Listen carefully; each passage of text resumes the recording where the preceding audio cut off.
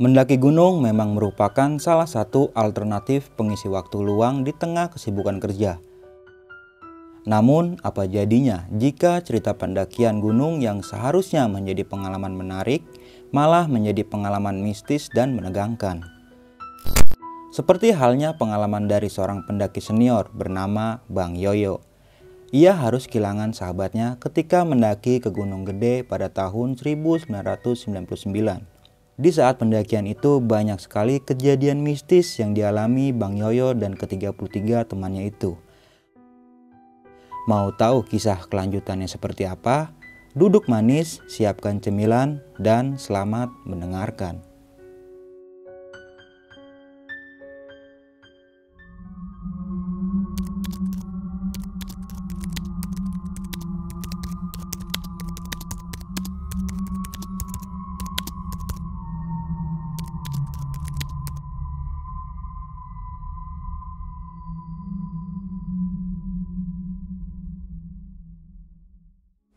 Assalamualaikum warahmatullahi wabarakatuh. Balik lagi nih di Besok Pagi. Kali ini bareng gue Bang Mange, pria gemoy tanpa bahan pengawet. Sebelumnya gue sangat berterima kasih banyak buat teman-teman semua yang udah mensupport, menonton dan mendengarkan Besok Pagi hingga sampai saat ini. Semoga teman-teman semua yang menonton selalu diberikan kesehatan oleh Tuhan Yang Maha Esa. Pada kesempatan momen kali ini gue masih menghadirkan narasumber nih. Dan narasumber gue kali ini adalah pendaki asal kota Jakarta Selatan. Oke, langsung aja nih gue sapa narasumber gue pada malam kali ini. Selamat malam Om Yoyo. Selamat malam Bang. Apa kabar nih Om Yoyo? Alhamdulillah baik. Sehat Om ya? Sehat Bang. Thank you banget nih dari Pondok Labu ya. Bener Bang. Mau ke Bintaro dan cuma pengen menceritakan sebuah pendakian yang menurut gue gokil banget sih Om. Iya, Itu di tahun 1999.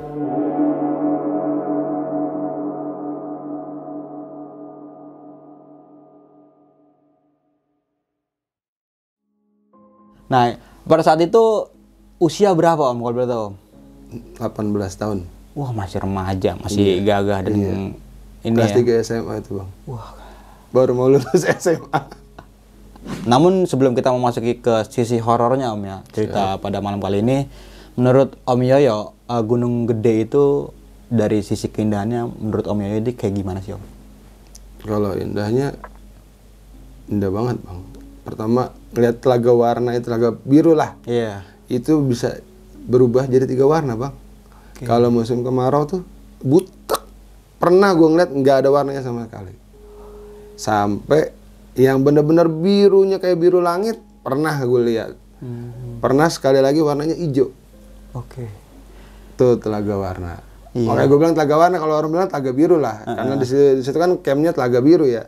Cuman gue bilang telaga warna karena bisa berubah warnanya. Tapi beda sih Om sama zaman dulu sama sekarang itu udah mulai nggak kurus ya sekarang. Kalau ini. sekarang jelek sekarang. Dan selain telaga biru, Air panas. oke. Di mana gunung ada air panasnya? Cuman Gunung Gede kayaknya. Yang istilahnya Yang ngalir lewatin jalur. yang lewatin trek gitu ya. Iya. Orang kita mau naik, kita lewatin air panas. Biarpun sebelahnya kanannya jurang. Benar. Dan sebelum kita masuk ke ceritanya, bagi teman-teman semua yang belum subscribe, silahkan di subscribe terlebih dahulu, like, comment, and share, jangan lupa nyalakan loncengnya, agar teman-teman semua nggak ketinggalan video terbaru dari Besok Pagi.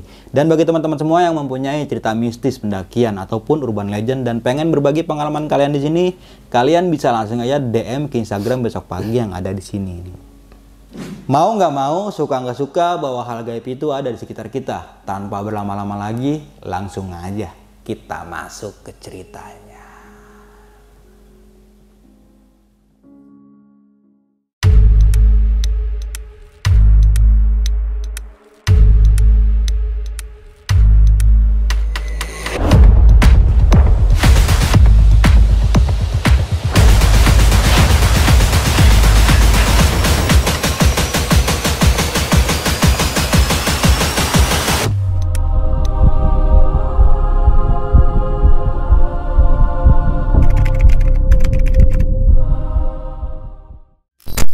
Assalamualaikum warahmatullahi wabarakatuh. Waalaikumsalam. Perkenalkan, nama gue Yoyo. Gue sekarang tinggal di Depok. Dulunya aslinya orang Pondok Labu. Oh. Iya, orang Pondok Labu Bang. Jadi cerita awal pendakian tuh tahun 99. Gue berangkat sama teman-teman gue satu kampung tuh sekitaran 33 orang.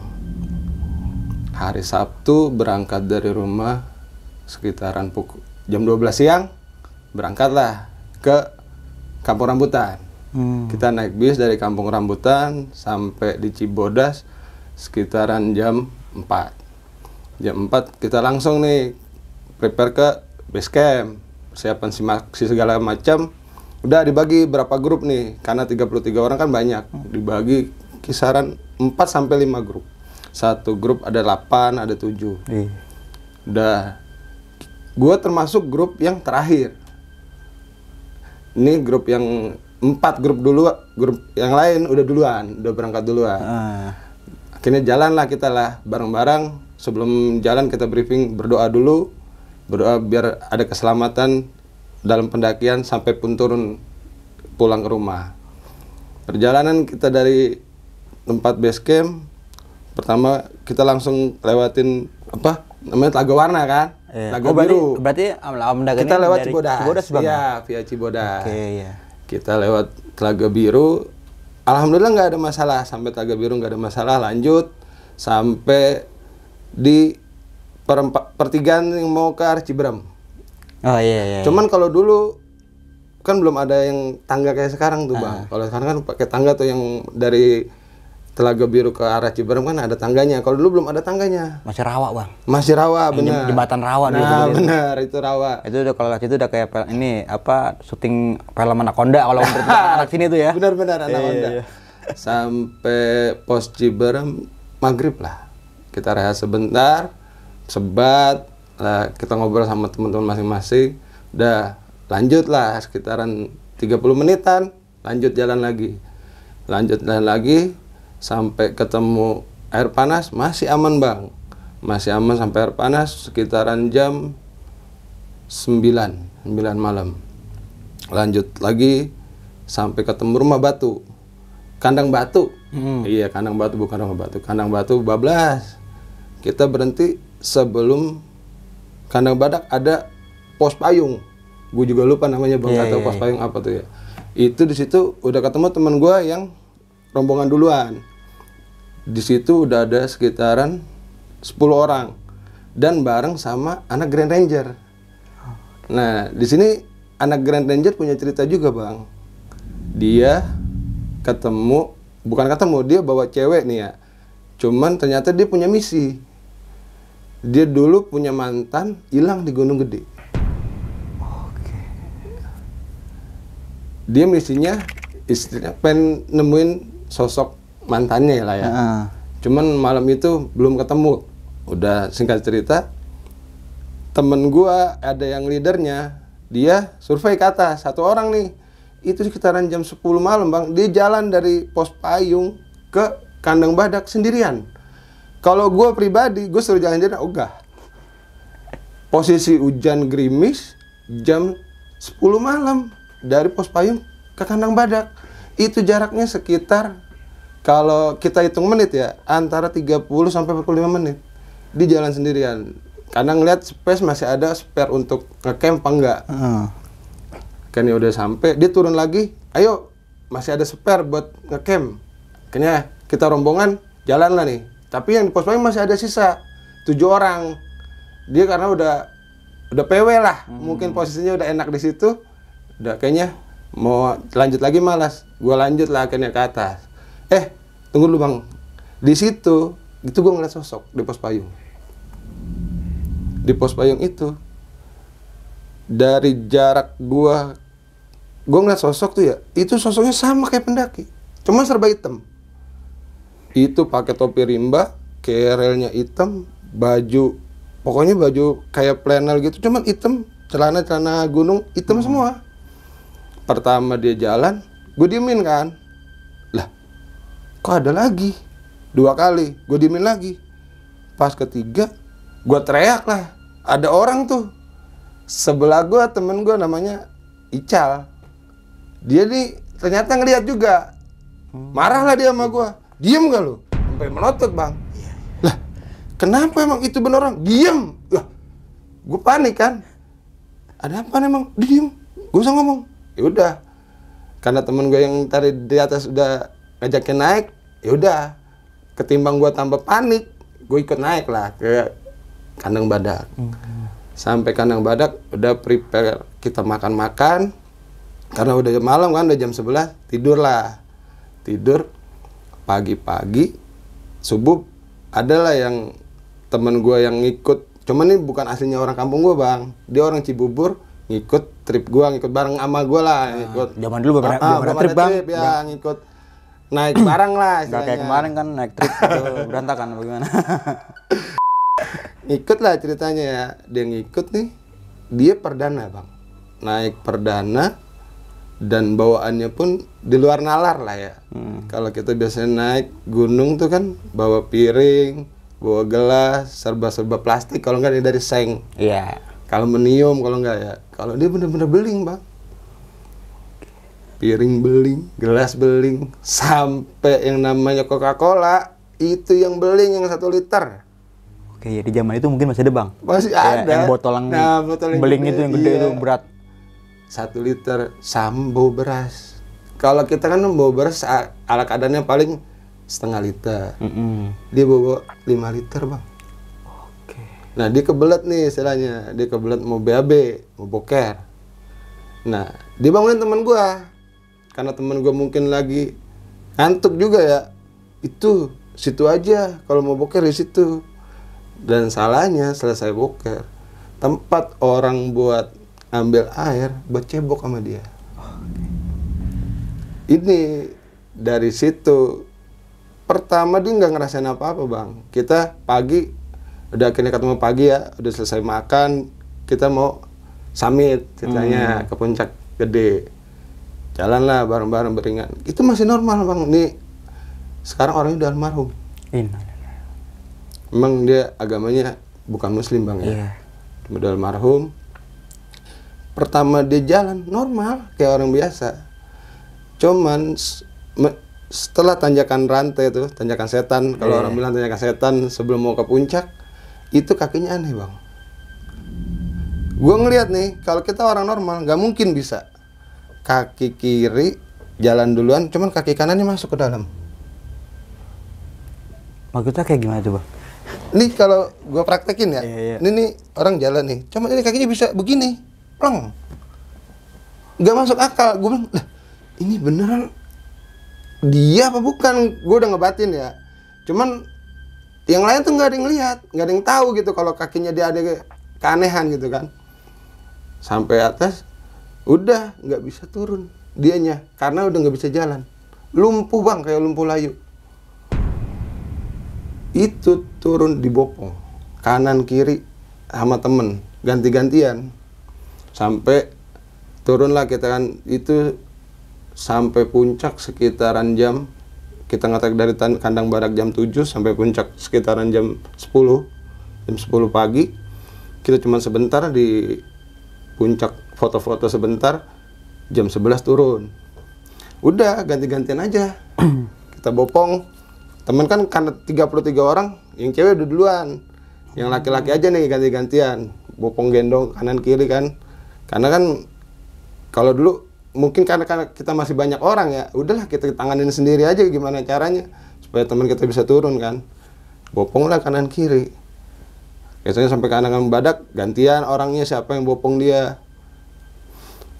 Terus habis dari kandang badak sampai di Rumah Batu masih landai, nggak ada apa-apa. Berarti ini langsung turun bang? Langsung turun. Itu kan udah hari kedua, hari Minggu jatuhnya ya. Karena kan kita berangkat Sabtu sore, Minggu turun. Sampai di Rumah Batu, kandang batu aman. Turunlah, gantian lagi nih yang bopong si Markus almarhum. Karena itu selama perjalanan bopong bang, teman-teman gua pada nggak kuat. Ininya dipencet bang. Semua yang bopong tuh dipencet. Udah pokoknya setiap jarak setengah jam ganti orang. Setengah jam ganti orang. Di bopong pasti dipencet. Gantian nggak kuat. Gue tempat ngerasain. Gue ngerasain mulai dari air panas. Air panas gue ngerasain. Gue ngikut bantuin bopong kan. Kok begini amat ini bukan Markus, gue ngebatin gitu doang ya bang ya. ini mah bukan Markus. Kalau Markus nggak mungkin kayak begini. Kok tangannya keras banget, bukan kayak tangannya dia, Bang. Kalau kita nalar orang, kita dipencet juga nggak sekeras dia yang ada di badannya Markus itu kan. Udahlah, turun lagi sampai bawah, sampai akhirnya di mana Telaga Biru itu ditanyain, itu temennya kenapa Bang? Enggak kenapa-napa, cuman lagi nggak bisa jalan. Kan ada pendaki yang lain lah ngelihat, mungkin kenapa kok dibopong-bopong gitu. Penasaran nanya Iya, dia. itu nggak bisa jalan, nggak tahu kayak orang lumpuh jadinya. Emang bener-bener Bang, coba berdiri pun nggak bisa. Itu bener-bener kayak tulang tuh jadi nggak ada. Orang lumpuh layu gimana sih? Kagak ada tenaga sama sekali Bang. Kayaknya udah turun lagi sampai pos pendaftaran, sampai besok kan alhamdulillah selamat semua nih. Selamat semua alhamdulillah. Sampailah gue dulu ada namanya tempat base camp gue tuh Pak Tua kalau dulu. Itu warung makan ya, cuman paling murah Bang. Di antara warung-warung sekitar yang lain tuh paling murah dia. Emang bener-bener yang punya bapak-bapak tua. Namanya sebutnya Pak Tua. Makanya disebutnya Pak Tua. Iya. Itu sebelahnya Grand Ranger, sebelahnya Grand Ranger persis. Gue lagi baru turun sampai bawah tuh sekitaran jam 3 sore mau asar. Lah ini ada kelompok baru, teman gue dari Jakarta baru datang nih. Tiba-tiba datang ke situ kesurupan Bang. Cewek, namanya nggak usah disebutin lah ya. Iya. Inilah Dini apa Iya, gitu ya. namanya Dini lah. Tahu datang kesurupan. Kan namanya warung rame ya. Ada pendaki yang lain juga ngelihat tuh kesurupan tuh Bang. Udah. Teman gue juga pada bisa nganuinnya. Yang lucu nih, ada lucunya nih Bang. Udah cari-cari ituan apa bawang putih, pencet jempolnya. Ada salah satu teman gue kacang sukro Bang. Dipencet. Lah, lu mencet kacang sukro buat apaan?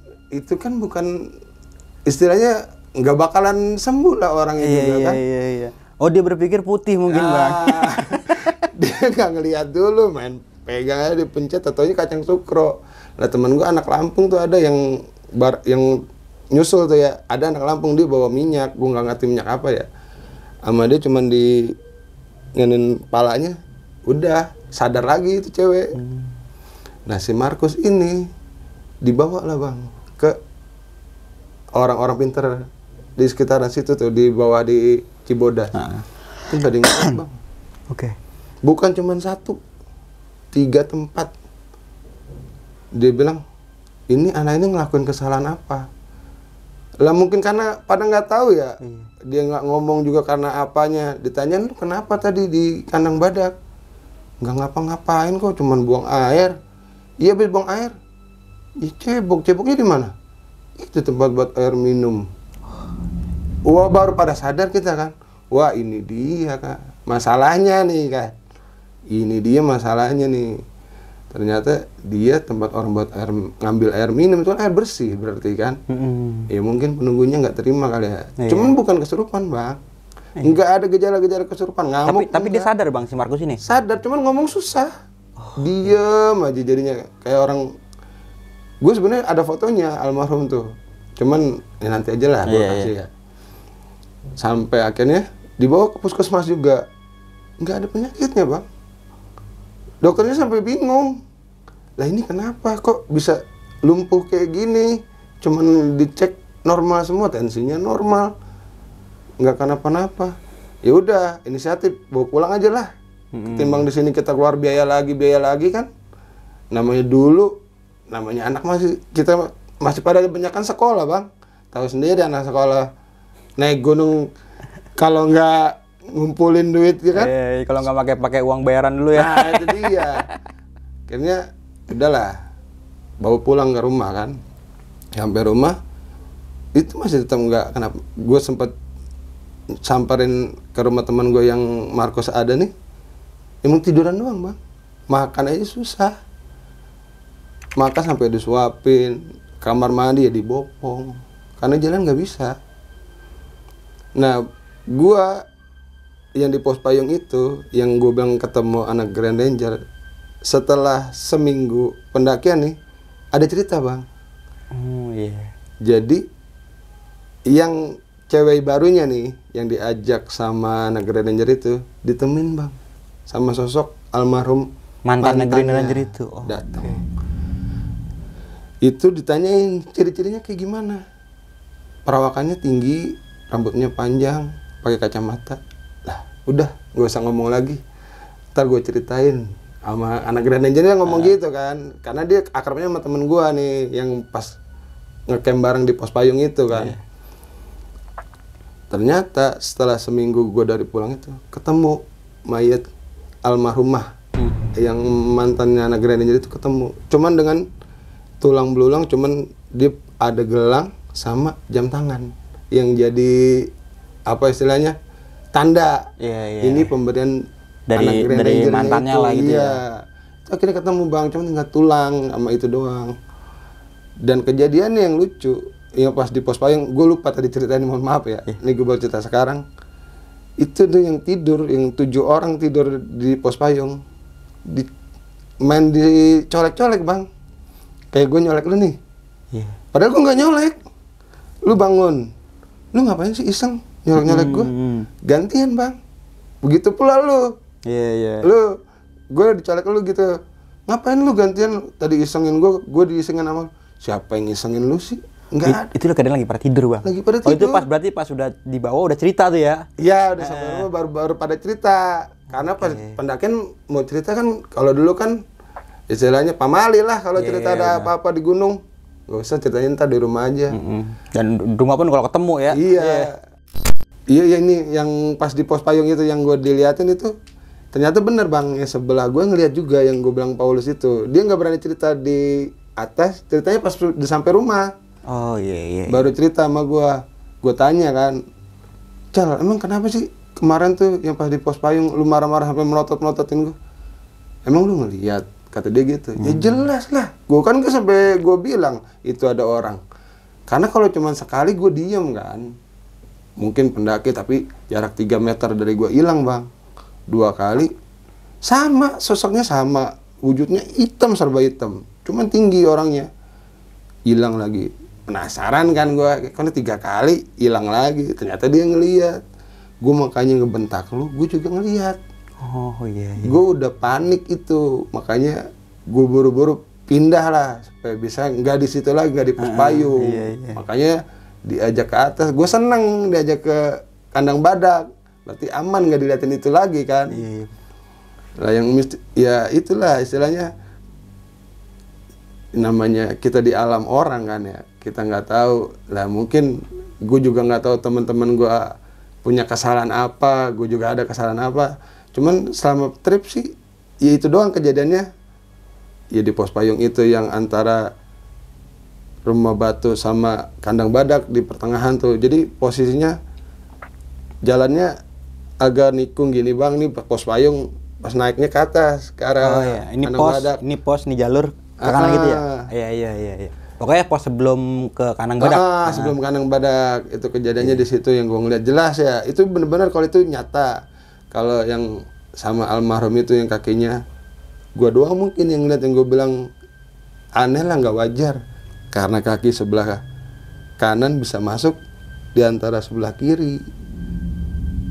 Ini kayak muter gitu bang ya? Iya, ini. Begitu ya? Nah, begitu ya? kan lucu, nggak masuk akal kan? Iya, kalau emang dia dari mekanik apa sih, kayak dari robot mungkin bisa bang. Iya, lah ini manusia normal, tahu awalnya kuat, naik bawa keril sampai kandang badak kuat. Lu bayangin kerilnya aja kan berat bang. Iya benar. Isinya beras 5 liter, piring beling, Bener. gelas beling. Iya. Sama ituan tuh Fanta 1 liter. Iya. Beling juga. Lumayan berat itu. Lah, kalau sampai akhirnya kita turun nih, itu dibagi-bagiin bang, sama pendaki-pendaki yang lain bang. Siapa yang mau beras, siapa yang mau Fanta nih, itu ya bukannya kita kurang ajar ya, mau nggak mau akhirnya buangnya di situ. Ya emang salah lah ya, buang sampah. Kalau kita bawa berat bang, beling kayak begitu bang. Iya benar juga. Bingung juga kalau kayak gitu bang, Nah, keadaannya. makanya beling semua. Emang gue juga bingung ya, yang ngajak nih siapa, gue kan nggak ngerti ya. Gue taunya kenalnya pas di kampung gue aja itu sama almarhum. Kok nggak dikasih tahu, nggak di briefing dulu bawaannya apa aja. Oh ya berarti dia awal-awal naik tuh bang ya? Awal baru perdana langsung kejadian kayak begitu. Oke. Nah si Markus ini dibawa pulang lah ke rumahnya kan, ke Cibubur. Udah dibilangin sama ibunya, ibu anaknya kayak kita nggak tahu nih kenapanya ya, cuman dari ceritanya Markus dia salah cebok, istilahnya cebok di tempat orang buat ngambil air minum, jadi kondisinya kayak begini. Itu dibawa ke rumah sakit sama orang pinternya, dibilangin ini anaknya suruh balik ke gunung lagi bu biar sembuh. Cuman karena mungkin kita beda agama kali ya, ibunya kurang percaya. Akhirnya dia pakai medis ya? Medis pun nggak ada apa-apa bang, nggak ada penyakit di medis. Pulanglah ke kampung halamannya dia nih, 2 bulan sembuh di Flores. Balik belum sampai Jakarta bang, sampai Surabaya meninggal. Gua datang pas 7 hari gua datang, ibunya baru sadar, baru ngeh. Dibilangin itu anak ibu sama Pak Haji ya yang di sekitaran Cibubur tuh, dibilangin anak ibu bukan kesurupan, cuman digemblokin, kalau bahasa dia gitu. Maksudnya ditempelin. Itu ada 3 sosok bu, satu di pinggang nyikep badannya, yang satu di punggung, yaitu yang sering mijet-mijetin teman-teman itu ya. Satu lagi Putri. Nah Putri itu yang penunggu mata air katanya. Kenapa 2 orang pada ngikut?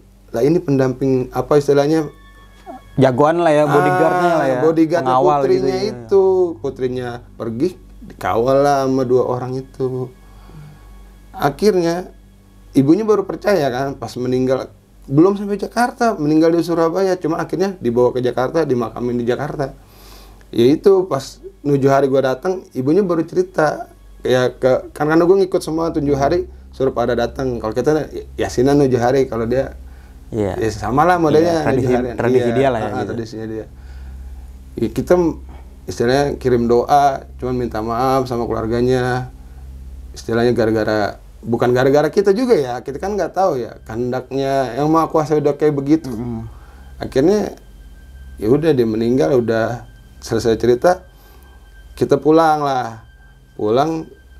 Yang lucunya ya akhirnya kita rame-rame gimana saweran untuk kasih bela sungkawa ke keluarganya Markus. Ya mungkin itu aja bang ceritanya. Nih bang, gue mau nanya-nanya sedikit nih bang, tentang pendakian lo di Gunung Gede. Itu via Cibodas ya berarti? Iya, Cibodas. Berarti nggak ke arah Pangrango, enggak, ke Gunung Gedenya? Gunung Gedenya aja. Tapi lewat Cibodas. Cibodas. Banyak banget kejanggalan-kejanggalan yang lu alami di bang pada saat itu ya? Siap, benar. Nah, kayak gini, tadi kita ngomong Om, sekarang masih manggil nggak bang. apa-apa, apa aja yang penting enak. Nggak, kayak gini Om, itu kan pendakian yang dilakukan hampir 31 orang ya? 33 orang. 33 orang? Iya. Wah itu banyak banget itu. Banyak, bener-bener banyak. Itu kita baru sadarnya pas udah sampai bawah semua. Karena kan pertama kita jalan nih, dari kampung gua aja udah misa-misa bang. Oh iya. Udah nggak bareng-bareng nih. Yang duluan siapa, yang jalan dari pagi duluan siapa. Gue jalan yang siang, makanya gue kebagian kloter terakhir lah istilahnya. Oh berarti 33 orang itu enggak dari rumah langsung enggak. Oh beda-beda. Ininya intinya udah janjian nanti ketemu di pos kandang badak. Iya. Gitu. Oh iya bener. Situ. Pokoknya pas trip gua paling banyak anak PL. Yang barengan trip gua tuh 99. PL tuh 40 orang, Bang. Cuman kalau anak panggo di luhur tuh dia komplit karena anak-anak orang ya tau lah, orang Borju lah, orang-orang. Dia bawa aja seragam. Nah, baju flannel semua, Bang. Iya. Topi rimba, pakai carry semua, celana gunung. Nah, kalau kita kan sendiri anak kampung. Yang penting bisa jalan, bisa nyintain alam. Ada sendal jepit udah pakai aja udah. Nah, itu dia. Lah dulu Bang, sendal gunung mahal, Bang. Iya, bener itu dulu namanya Carfil itu Bang, zamannya ya. Alpina paling keren itu. Nah, makanya. Bugi itu ya. Iya, Bugi. Wah, tuh. Eger kan belum ada dulu. belum maksudnya belum ada, tenar. Ada cuma belum begitu terkenal Bang, kayak sekarang ini ya kan. Nah itu dari 33 orang itu berarti jalannya ini nggak bareng ya? Kayak misal ada yang pagi jalan, atau yang jalan cuma Om Yoyo ini termasuk rombongan yang terakhir lah ya? Terakhir, benar. Oke, dan itu berangkat dari mana Om? Pondok Labu ya? Pondok Labu. Ke Terminal Bekasi itu berapa orang? Bukan Bekasi, Kampung Rambutan. Oh Kampung Rambutan, ya lupa. sorry. Kan Jakarta. Iya. Nah itu dari Kampung Rambutan? Enggak, dari rumah itu berapa orang Om jalan? Kalau gua tuh 15 orang. 15 orang? Yang belakangan tuh 15 orang. Oke. Yang sisanya duluan kan. Dia berangkat pagi, gua berangkat habis zuhur jam 12. Iya. Berarti nge-trek itu malam ya? Siang, sore? Iya, sore. Teman-teman gua Bang, dari dulu gua juga bingung. Senangnya pada nge-treknya malam. Oh iya. Katanya biar kita nggak ngeliat jalur, biar cepet perasaannya aja. Padahal sama aja Bang. Bener-bener. Dan juga enaknya trek malam itu kita nggak bisa ngelihat pemandangan Bang. Dalam artian kalau kita jalan siang udah ngelihat kayak misalkan sabana apa gimana, udah cakep banget, udah di sini aja lah. Iya. Udah nggak pengen ke puncak kayak gitu ya. Makanya jalan malam aja biar nggak ngelihat itu. Walaupun banyak cobaan ya Bang ya. Dan itu pun dilakukan nggak sembarang ngelakuin jalan malam, jalan aja. Ada ilmunya Bang kalau kayak gitu Bang. Sebelum lanjut ke cerita, untuk kalian yang ingin menjadi narasumber di besok pagi dan mempunyai cerita horor dalam pendakian, kalian bisa kirim cerita kalian ke Instagram official besokpagi.idv atau melalui email besokpagi.ch@gmail.com. Tentang kita masuk ke pertanyaan yang ini lagi nih Bang, tentang sosok yang Abang lihat di pos payung itu nih. Iya. Kok jadi Bang lagi sih? Gak apa-apa Bang, gue mau bebas Bang. Jadi kayak merasa lebih muda kalau Bang. Bang. Bener Bang. Iya udah kayak kita seumuran Bang. Iya bener Bang. Tapi enggak juga sih mudaan saya. Nah itu Om, sama sosok yang di pos payung ini. Iya. Dan tadi sempat teman juga ngeliat juga. Lihat. Oke. Makanya sampai melotot ini gua, diomelin gua. Berarti tradisi yang kalau misalkan kita ngelihat sesuatu hal yang ganjil di gunung ya, entah itu gaib apa gimana, berarti itu udah dari dulu diciptakan ya. Iya. Nanti ceritainnya di bawah gitu ya. Jangan diceritain di sini. Gitu. Iya, Karena udah pesan lah, kalau yang lidernya juga ngomong kalau lu ngeliat apa-apa keep aja. Jangan ngomongin, ngerinya kesuges yang lain nih. Iya, kalau lu ngelihat lu omongin di situ, yang lain kesuges. Itu yang lebih ngeri Om. Nah, itu kalau dia. Udah panik di gunung itu udah. Iya, Bang. Nggak ada obat itu udah susah. Posisinya kan malam kita trek malam. Tambah gerimis juga. Nah, berarti kan ada sebagian tim yang stay di pos payung itu ya? Itu dia yang stay di pos payung yang amanah Green Ranger. Oh iya. Oh iya, ada Green Ranger. Ada Green Ranger yang mempunyai misi. Iya, misinya mau nemuin almarhum mantannya. Oke. Karena hilang, kalau dengar dari dia cerita ya, hilangnya udah 3 sampai 6 bulan. Belum ketemu-temu tuh, dia udah sering ngesar sama teman-temannya. Iya, mungkin kan di zaman itu kan kalau sar itu kan minimal 7 hari ya. Iya. Sisanya itu ya terserah mau pihak keluarga mau nerusin apa enggak gitu kan. Karena mungkin kan dia ngerasa anak Grand Ranger kan, yang ngerasa yang punya gunung itulah. Iya, akhirnya dia mencoba nyari ya. Itu pun ketemunya bukan sama dianya langsung, orang pendaki yang lain yang nemuin. Itu setelah seminggu pendakian itu ya? Setelah seminggu pendakian gue turun, karena teman gue akrab sama anak Grand Ranger ini, ngabarin lah dia via telepon. Nih almarhum mantan gue ketemu. Itu bekas jam sama gelang yang gua kasih masih dipakai, cuman mayatnya tinggal tulang. Yang lucunya ya itu Bang, mantannya sampai diunjukin.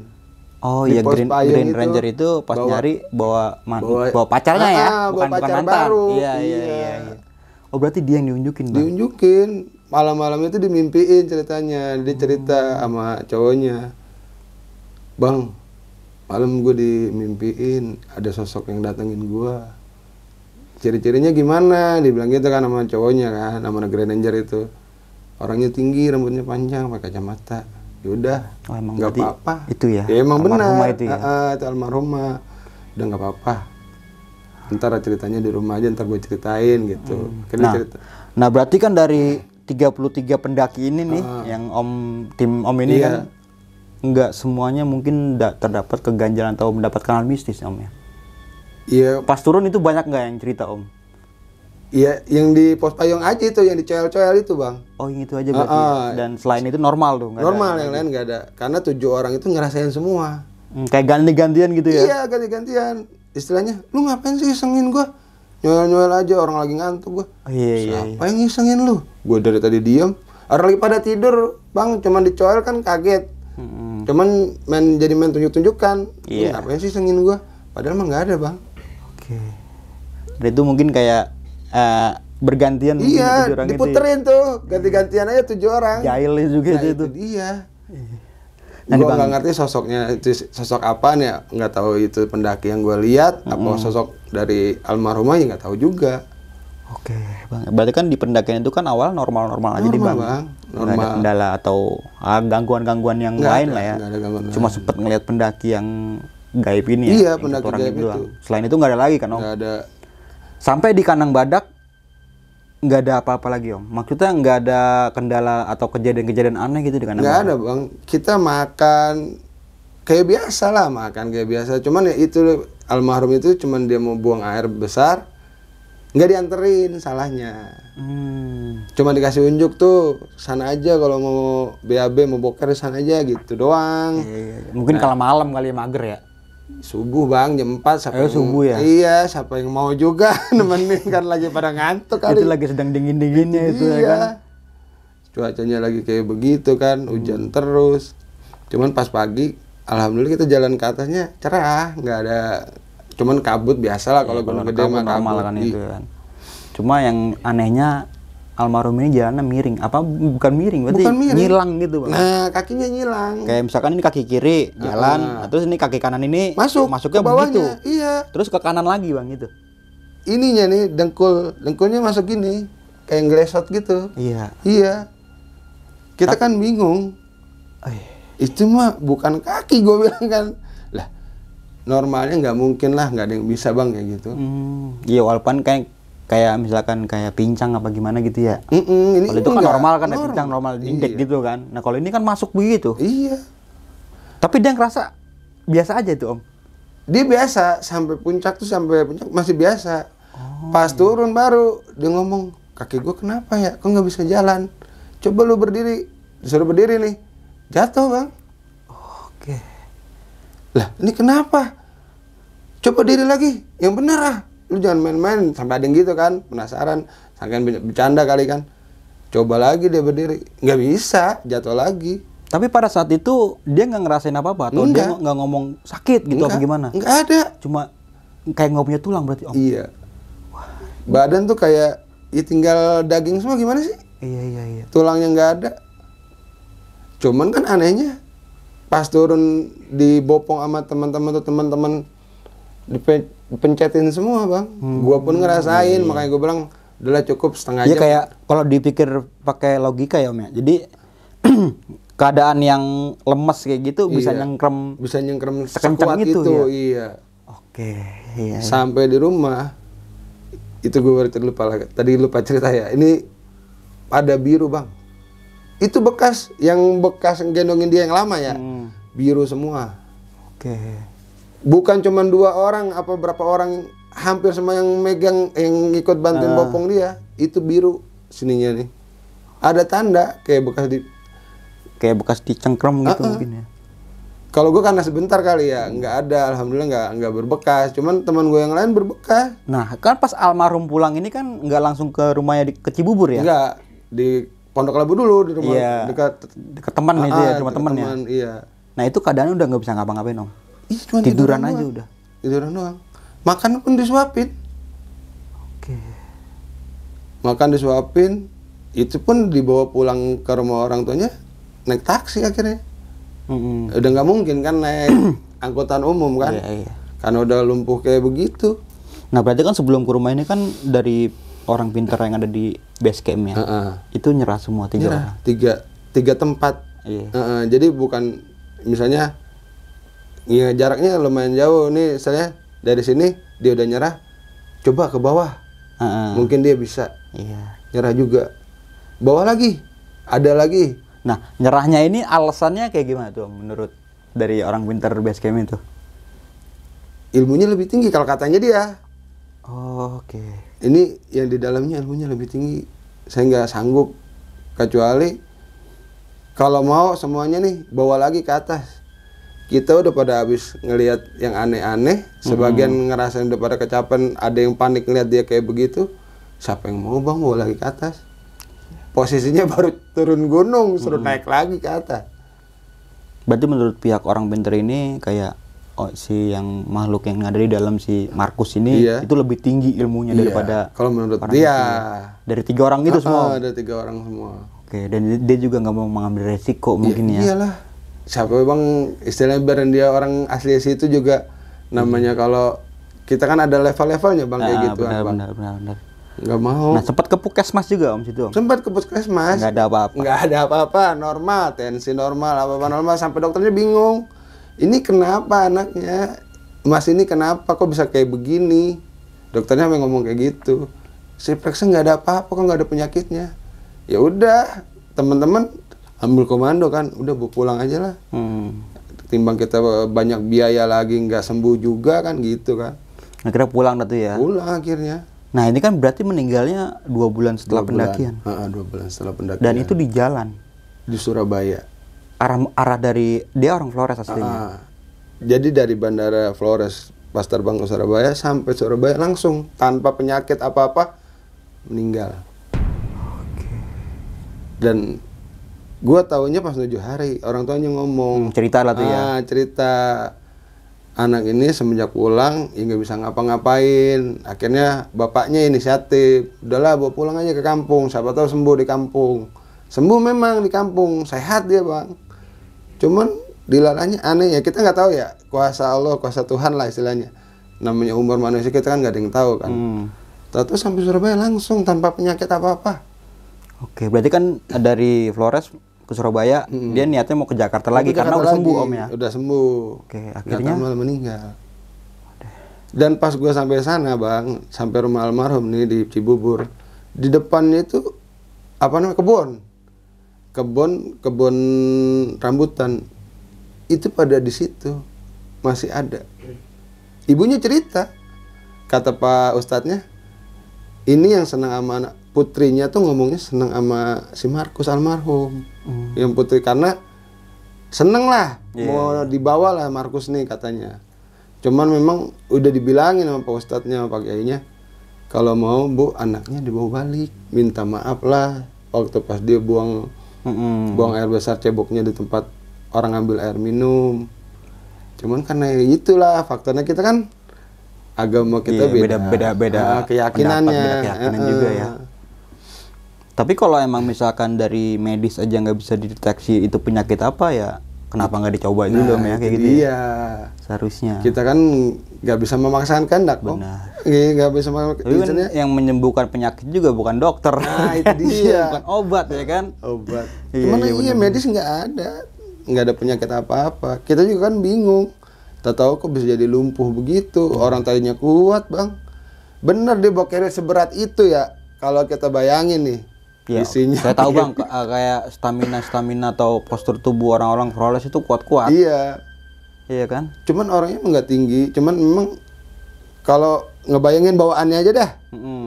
Bawa beras 5 liter. Ya, itu kan udah lumayan berat itu. Nah, beras 5 liter tambah lagi. Berarti dari pihak keluarga nggak nyalain? Enggak, alhamdulillahnya nggak ada.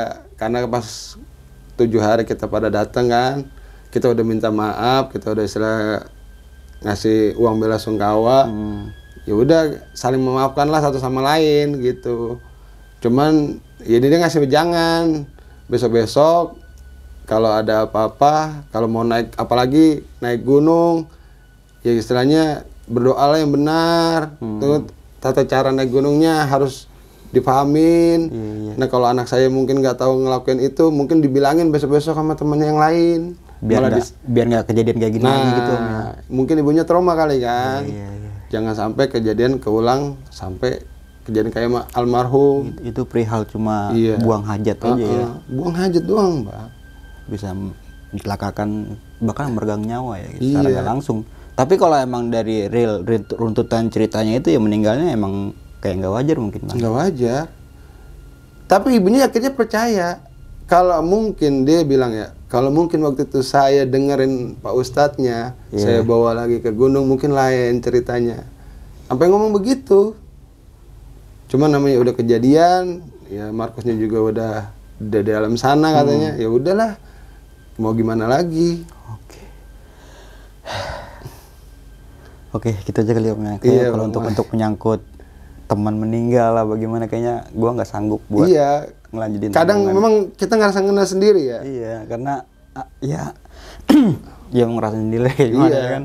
Kita berdaki bareng, jalan bareng, tahu-tahu dengar berita meninggal. Oke Nam, sebelum kita mengakhiri video kali ini, punya pesan-pesan nih buat teman-teman semua. Khusus pendaki-pendaki masa kini nih, zaman now sekarang nih. Ya kalau untuk pesan-pesannya, selama kita pendakian ya jaga adab kita lah. Kita datang ke wilayah orang, istilahnya paling enggak permisi, assalamualaikum lah. Kalau tata cara agama Islam kita yang khusus Muslim kan, assalamualaikum, numpang-numpang lah kayak gimana. Cuma jaga bicara, sopan santun, jangan sembarangan lah, jangan sompral. Karena kalau ngeliat pendakian yang sekarang, ya tahu sendiri lah, mungkin jiwa muda kali ya. Kalau dulu beda Bang, kalau kita juga jiwa muda dulu kan, tapi tetap adab kita kan dulu bener-bener diajarin. Benar Om. Sopan santunnya, istilahnya kita masuk ke wilayah orang, assalamualaikum. Istilahnya permisi, numpang-numpang. Kalau sekarang, tahu sendiri lah Bang, senangan ya dibilang pencinta alam, ya gimana ya, cuman ngerasa mencintai alamnya gimana, dibuatnya jadinya buat kesenangan sendiri kadang-kadang kan, bukan buat mencintai alam yang sesungguhnya. Benar. Iya, pecinta alam tapi buang sampah sembarangan. Salah satu contohnya tuh Om gitu ya. Iya. Orang ya gitulah bedanya pendaki yang dulu-dulu sama yang sekarang-sekarang kan gitu. Adat istiadat sama adab yang biasa kita jalanin, tingkah laku sopan santun udah berkurang kalau sekarang. Padahal itu penting banget Om ya. Paling utama. Itu paling utama sih. Dimanapun teman-teman semua berada, itu yang paling penting sih. Paling utama. Kayak perumpamaan kita bertamu ke rumah orang, kalau kita kagak sopan ya diusir dong sama yang punya rumah gitu ya. Gitu aja peribahasanya. Dan juga melakukan pendakian dengan orang yang berpengalaman nih, serta safety dalam melakukan pendakian. Oke, mungkin itu aja nih dari gua Bang Mange dan juga Om Yoyo. Gua pamit undur diri, sampai jumpa di video-video selanjutnya. Assalamualaikum warahmatullahi wabarakatuh.